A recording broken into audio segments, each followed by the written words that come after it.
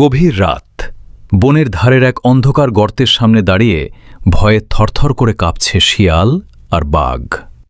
শিয়াল সাহস সঞ্চয় করে গর্তের দিকে তাকিয়ে চেঁচিয়ে বলল, গর্তের ভেতর কে ওটা?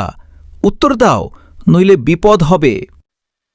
শিয়ালের কথা শেষ হতে না হতেই গর্তের ভেতর থেকে এক প্রকাণ্ড আর গম্ভীর আওয়াজ ভেসে এলো, দূর মুখপোড়া, চিনিসনি আমাকে?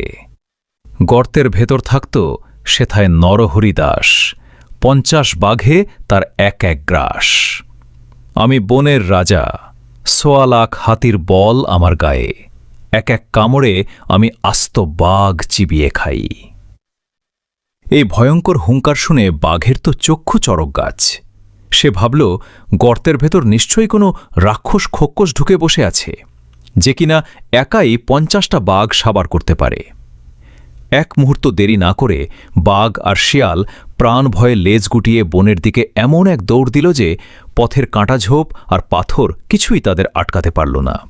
তারা যখন বনের গভীরে অদৃশ্য হয়ে গেল, তখন গর্তের ভেতর থেকে সেই ছোট্ট আর বুদ্ধিমান ছাগল ছানাটি মুচকি হাসতে হাসতে বাইরে বেরিয়ে এলো আর ভাবল, গায়ের জোরের চেয়ে বুদ্ধির জোর যে অনেক বেশি, তা আজ প্রমাণ হয়ে গেল।